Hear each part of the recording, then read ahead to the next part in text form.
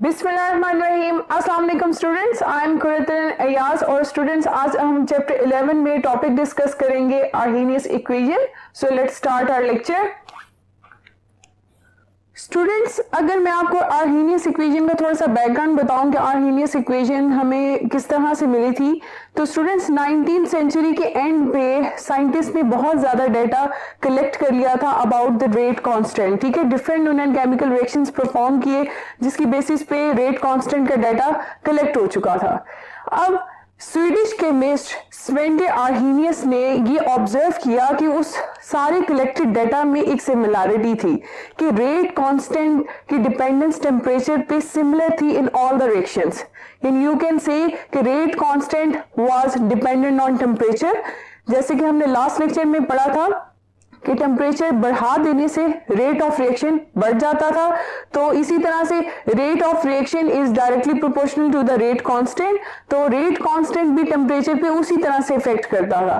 तो इस कॉन्सेप्ट की बेसिस पे आर्हेनियस ने हमें इक्वेशन दी जिसे हम आर्हेनियस इक्वेशन कहते हैं। और वो इक्वेशन क्या है? That shows the relationship between rate constant and temperature. ठीक है, K is the rate constant that is equal to capital A small e raised to the power minus activation energy over that is the R constant, general gas constant, and T is the temperature. ठीक है, ये equation Arrhenius ने हमें provide की in order to study the relationship between rate constant and temperature. ठीक है, अब इसके अंदर हम फर्दर देखें इस इक्वेशन में के क्या है। के is the rate constant for a given chemical reaction. ठीक है, कैपिटल ए क्या है? Capital A is the Arrhenius constant. ठीक है, और ये डिपेंड करता है on the collision frequency of reacting molecules. इसका मतलब है ये आर्हेनियस कांस्टेंट की वैल्यू एक रिएक्शन के लिए स्पेसिफिक होगी। ठीक है, क्योंकि डिफरेंट रिएक्टेंट्स जो हैं वो डिफरेंट फ्रीक्वेंसी में कोलाइड करते हैं, तो ये एक स्पेसिफिक रिएक्शन के लिए ए की वैल्यू कांस्टेंट होगी, लेकिन किसी डिफरेंट रिएक्शन के लिए इसकी वैल्यू डिफरेंट होगी। ठीक है, E क्या है? Small e, that is the base of natural log. ठीक है, and EA stands for activation energy. Activation energy हम पढ़ चुके हैं, minimum amount of energy required for effective collision of reactants to convert into products. ठीक है, वो कम से कम एनर्जी जो रिएक्टेंट्स की इफेक्टिव कोलिजन के लिए रिक्वायर्ड होती है ताकि वो प्रोडक्ट्स में कन्वर्ट हो सके। ठीक है, R is the journal gas constant. ठीक है, जो हमने थर्ड चैप्टर में जर्नल गैस इक्वेशन में जर्नल गैस कांस्टेंट पढ़ा था, ये वही है। And T is the temperature taken in kelvin. ये टेम्परेचर है जब आप इसका यूनिट केल्विन रखेंगे।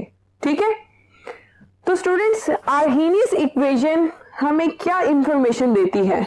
It provides us information about the relationship between rate constant and temperature. Temperature और रेट कांस्टेंट का क्या रिलेशन बताती है? That is the direct relation. यानी टेम्परेचर बढ़ाने से क्या होगा? रेट कांस्टेंट की वैल्यू बढ़ जाएगी। अगर रेट कांस्टेंट की वैल्यू बढ़ेगी इसका मतलब है रेट ऑफ रिएक्शन फास्ट हो जाएगा। ठीक है, दूसरी इंफॉर्मेशन हमें क्या मिलती है आर्हेनियस इक्वेशन से? That is the relationship between rate constant and activation energy. इनका इनवर्स रिलेशनशिप है। जिस रिएक्शन की जितनी ज्यादा एक्टिवेशन एनर्जी होगी, इनवर्स रिलेशन यहां पर लिख रही हूं, इट्स मीन कि जिस रिएक्शन की एक्टिवेशन एनर्जी हाई होगी उसके रेट कांस्टेंट की वैल्यू क्या होगी? कम होगी। ठीक है, ये इंफॉर्मेशन भी हमें इस इक्वेशन से मिलती है। तीसरी बात जो कि बहुत इंपॉर्टेंट बात है कि स्टूडेंट्स इस इक्वेशन को यूज करते हुए हम activation energy for a given chemical reaction को कैलकुलेट कर सकते हैं। तो थर्ड पॉइंट क्या हुआ? You can calculate EA of a chemical reaction, एक केमिकल रिएक्शन की आप एक्टिवेशन एनर्जी, केमिकल रिएक्शन आप कैलकुलेट कर सकते हैं। Activation energy of a chemical reaction हम किस तरह से कैलकुलेट करेंगे, उसके लिए हम क्या करेंगे, आर्हेनियस इक्वेशन का लॉग लेंगे, ठीक है, by applying natural log, by applying natural log. Natural log को हम किस तरह रिप्रेजेंट करते हैं, स्मॉल एल और स्मॉल एन से, ठीक है, on both sides. Arrhenius equation, this equation को हम natural log on both sides apply करे हैं, तो यहां पर आपके पास क्या आ जाएगी final equation, that will be, चलो रेड से लिख लेते हैं, natural log of K, L N denotes for natural log, natural log of K is equal to natural log, ये पूरा expression capital A small E raise to the power activation energy over general gas constant and temperature, ठीक है। अब students natural log जब हम किसी product पे apply करते हैं, प्रोडक्ट किसके दरमियान है, कैपिटल ए और स्मॉल ई के दरमियान, तो मल्टीप्लीकेशन कन्वर्ट हो जाती है एडिशन में। तो आप ये साइड कैसे ओपन कर सकते हैं, L N K will sorry natural log के is equal to natural log A, अब मल्टीप्लीकेशन किस में कन्वर्ट हो जाएगी, एडिशन में, ठीक है। उसके बाद natural log e raise to the power minus activation energy over R and T, ठीक है। दूसरी बात स्टूडेंट्स, जब नेचुरल लॉग किसी ऐसे फैक्टर पे अप्लाई हो रहा है जिसके पास एक पावर है, तो वो power after applying natural log उसका क्या बन जाएगी, कोफिशिएंट बन जाएगी, ठीक है। तो फिर आप इसको किस तरह से लिख सकते हैं, L N sorry natural log A minus E A over R T, power क्या बन गई, कोफिशिएंट बन गई, और नेचुरल लॉग ई, ठीक है। अब स्टूडेंट्स मैंने आपको बताया था कि ई क्या है, that is the base of natural logarithm. तो जब आप बेस ऑफ नेचुरल लॉगरिथम का ही नेचुरल लॉग लेंगे तो दोनों वैल्यूज आपस में कैंसिल आउट हो जाएंगी, तो इसकी वैल्यू क्या आ जाएगी, 1 आ जाएगी, ठीक है। या सिंपल लैंग्वेज में आप ये याद रख सकते हैं कि नेचुरल लॉग ऑफ ई या natural log of base of natural logarithm is unity, ठीक है। इसकी वैल्यू 1 होगी, तो हमारे पास फिर फाइनल इक्वेशन क्या रह जाएगी, नेचुरल लॉग के is equal to natural log A minus E A over R T, ठीक है। स्टूडेंट अगर मैं इस इक्वेशन को रीअरेंज करूं, तो इसको सिंपल रीअरेंज जब हम करेंगे तो फिर हमारे पास क्या आ जाएगा, नेचुरल लॉग के is equal to minus activation energy over R and T, ठीक है, प्लस नेचुरल लॉग ए, ठीक है। ये जो स्टूडेंट्स फाइनल इक्वेशन आई है, this one, that is the straight line equation. Straight line equation का जो जनरल एक्सप्रेशन है, अगर वो मैं आपको लिखकर बताऊं तो वो क्या होता है, that is y is equal to minus M X plus C, ठीक है। जब आपके पास स्लोप नेगेटिव होती है तो फिर साइन नेगेटिव होता है, और जब स्लोप पॉजिटिव होती है तो फिर ये साइन पॉजिटिव होता है। हमारे पास जो इक्वेशन है इसके अंदर स्लोप क्या होगी, नेगेटिव होगी, ठीक है। अब ये स्ट्रेट लाइन इक्वेशन हमारी इस इक्वेशन के साथ कैसे रिलेट करेगी, यहां y की वैल्यू क्या होगी, that is the natural log K, value of y is natural log K, ठीक है, minus m that is the slope, minus m is the slope, ठीक है। स्लोप की वैल्यू क्या होगी, that will be minus activation energy over r, ठीक है। और इसी तरह से x की वैल्यू क्या होगी, दैट इज 1 ओवर t, ये जो टेम्परेचर है ना, that will be the value of x, यानी ग्राफ में x एक्सिस के लॉन्ग आप क्या लेंगे, inverse of temperature, and c is the intercept, और इसकी वैल्यू क्या होगी, नेचुरल लॉग a, ठीक है। तो स्टूडेंट्स आपने देखा कि हमने इस स्ट्रेट लाइन इक्वेशन को अपनी इस इक्वेशन से कैसे रिलेट किया है। स्टूडेंट्स अब जब आप एक्टिवेशन एनर्जी कैलकुलेट करना चाहेंगे तो हम इस इक्वेशन को यहाँ पर स्टॉप नहीं करेंगे, हम नेचुरल लॉग को कन्वर्ट करेंगे सिंपल लॉग में। उसके लिए हमें नेचुरल लॉग को 2.03 से इस वैल्यू से मल्टीप्लाई करना होगा। तो आइए देखते हैं कि हम इस इक्वेशन को सिंपल लॉग में कैसे कन्वर्ट करेंगे और फर्दर फिर एक्टिवेशन एनर्जी कैसे कैलकुलेट कर सकते हैं। स्टूडेंट्स, लास्ट इक्वेशन अपनी हम यहां पर लिखते हैं। स्ट्रेट लाइन इक्वेशन के नीचे क्या थी? नेचुरल लॉग के is equal to minus E A over R, x क्या था? 1 ओवर टी, ठीक है, प्लस इंटरसेप्ट क्या था? Natural log A. अब जब हमने नेचुरल लॉग को कन्वर्ट करना है विद लॉग विद बेस 10, तो हम क्या करेंगे? मल्टीप्लाई करेंगे 2.303 से।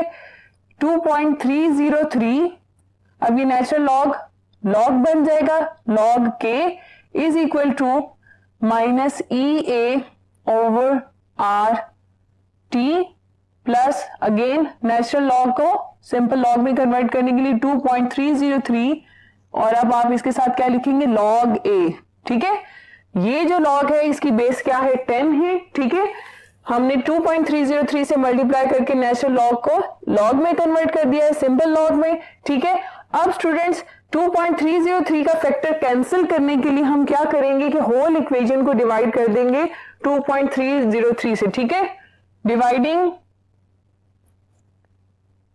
डिवाइडिंग बाय 2.303, जब आप डिवाइड करेंगे तो फिर आपके पास इक्वेशन क्या आएगी? दैट इज द लॉग के is equal to minus E A over 2.303 are.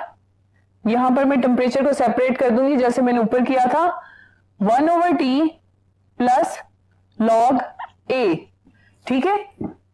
This new equation is also the straight line equation, ठीक है। अब यहां पर y की वैल्यू क्या है? लॉग के है। अब इस इक्वेशन को हमने ग्राफ के साथ भी रिलेट करना है, ठीक है। ये आर्हेनियस प्लॉट है जिसकी मदद से हम एक्टिवेशन एनर्जी कैलकुलेट करेंगे।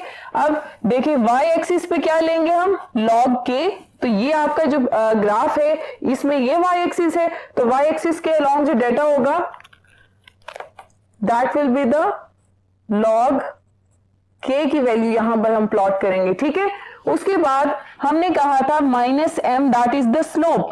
माइनस एम की वैल्यू क्या है? Minus E A over minus activation energy over 2.303 R. Slope यहां पर क्या है?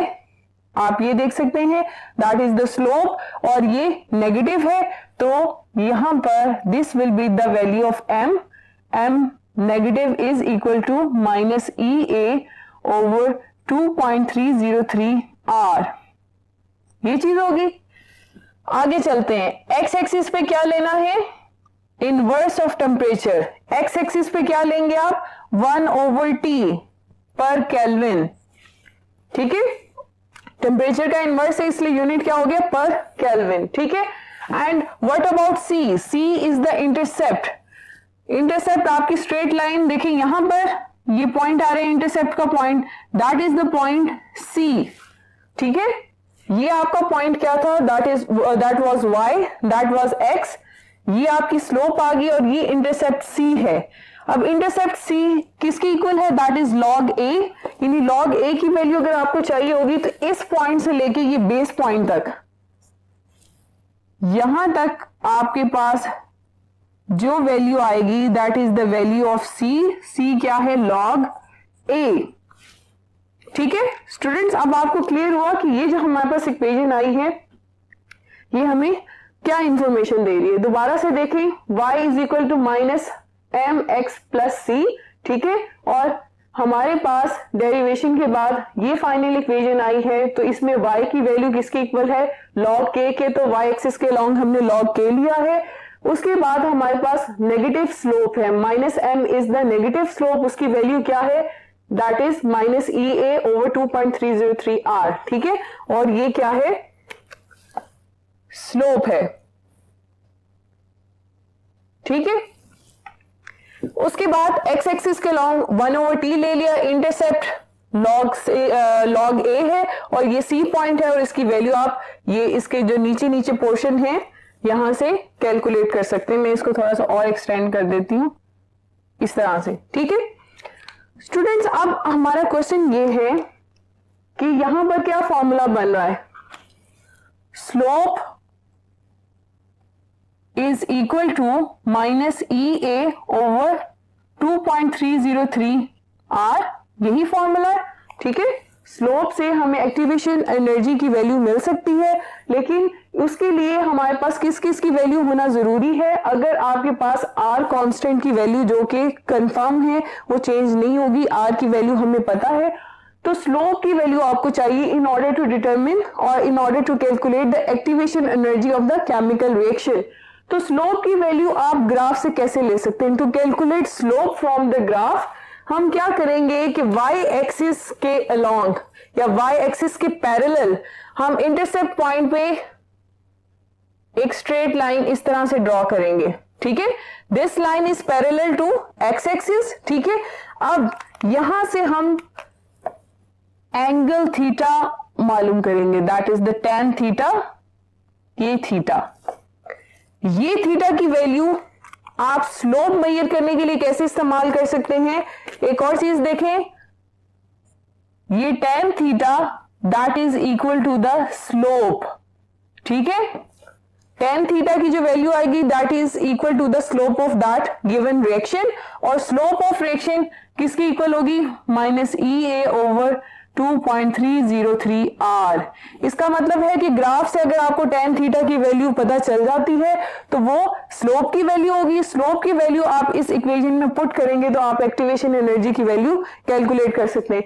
इस इक्वेशन को फर्दर रीअरेंज करते हैं ताकि हमारे पास एग्जैक्ट फॉर्मूला आ सके कि how to calculate activation energy. यहां पर मैं आपको लिख के देती हूं, फॉर्मूला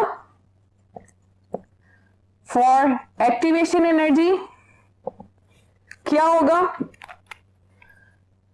डिराइव करते हैं, slope was equal to minus E A over 2.303 R, ऐसे ही है, ठीक है। इसको रीअरेंज करते हैं तो हमारे पास क्या आ जाएगा, E A is equal to minus slope into 2.303 R, ठीक है। अब देखिए स्लोप इंफॉर्मेशन आपको tan थीटा से ग्राफ की मदद से मिल जाएगी, ठीक है। r is the constant, r constant की वैल्यू क्या होती है 8.313 या 8.314 भी है, और इसके यूनिट्स क्या हैं, दैट इज जाउल पर मोल पर केल्विन, ठीक है। ये इसके यूनिट्स हैं। तो स्टूडेंट्स अब आपने देखा हमारे पास एक फाइनल फॉर्मूला आ गया है to calculate the activation energy of a given chemical reaction, ठीक है। स्टूडेंट्स अब ये देखते हैं कि हमारे पास स्लोप के क्या यूनिट आ सकते हैं, क्योंकि अगर हमने न्यूमेरिकल परफॉर्म करने तो हमें पता होना चाहिए कि स्लोप का क्या यूनिट होगा। तो यूनिट कैलकुलेट करते हैं for the slope. Students unit of slope के लिए सबसे पहले मैं स्लोप का फॉर्मूला यहां पर मेंशन कर देती हूं ताकि हमारे लिए इजी हो, हम यूनिट्स देख सके। Slope is equal to minus E A over 2.303 R, ठीक है। एक्टिवेशन एनर्जी के क्या यूनिट्स हैं, दैट इज जाउल पर मोल, आर के यूनिट्स क्या हैं, जाउल पर मोल पर केल्विन, ठीक है। जाउल जाउल से कैंसिल, पर मोल से कैंसिल, तो फाइनल आपके पास केल्विन यूनिट होगा as the unit of slope, ठीक है। तो unit of slope is equal to kelvin. Concept को फर्दर क्लियर करने के लिए कि किस तरह से आप ग्राफ से स्लोप की वैल्यू को निकाल के activation energy for given chemical reaction calculate कर सकते हैं, उसके लिए हम एग्जांपल नंबर 3 डिस्कस करते हैं। एग्जांपल नंबर 3 क्या है, plot of Arrhenius equation figure 11.8 for thermal decomposition of N2O5 is shown in the following figure. ये आपके पास आर्हेनियस प्लॉट है for the decomposition of N2O5, ठीक है। फर्दर इंफॉर्मेशन क्या है, the slope is found to be minus 5400। Slope उन्होंने आपको बताई हुई है, tan थीटा का एंगल जो उन्होंने मेजर किया है that is equal to minus slope, और उस माइनस स्लोप की या नेगेटिव स्लोप की वैल्यू क्या है, माइनस 5400 केल्विन, ठीक है। Now calculate the activation energy for this reaction. तो इसके लिए स्टूडेंट्स हमारे पास डेटा में क्या चीजें हैं? You have the value of slope, slope is equal to -5400 kelvin, ठीक है। और इसी तरह से आर की वैल्यू आपको ऑलरेडी नॉन है 8.303 जॉल पर मोल पर केल्विन, ठीक है। ये आपके पास आर के यूनिट्स आ गए। उसके बाद students activation energy to find, क्या हमने फाइंड आउट करना है? Activation energy for that reaction. तो फॉर्मूला लिखेंगे, formula is activation energy is equal to minus slope into 2.303 R, यही फॉर्मूला है, ठीक है। वैल्यूज पुट करते हैं। नेगेटिव स्लोप की वैल्यू है 5 माइनस 5400 इंटू 2.303 इंटू 8.303, ठीक है। और इसके लिए हमारे पास तो जो वैल्यू आएगी आफ्टर कैलकुलेशन दिस 103401, ठीक है। ये फिगर हमारे पास, ये हमारे पास आंसर आएगा।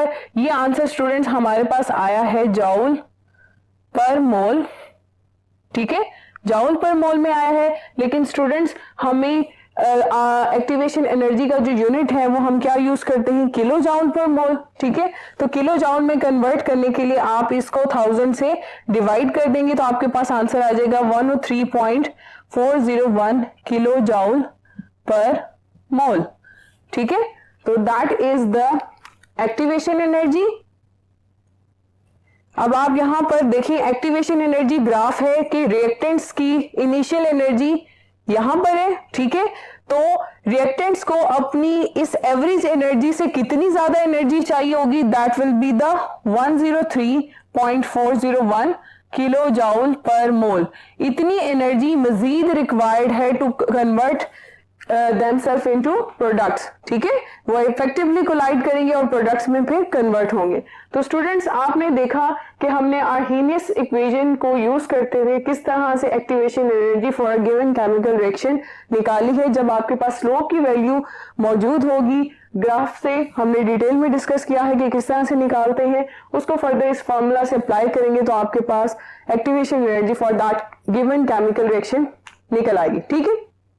स्टूडेंट्स आज का लेक्चर हम अपना यहाँ पर खत्म करते हैं। अपना बहुत सा ख्याल रखिए। अल्लाह हाफिज।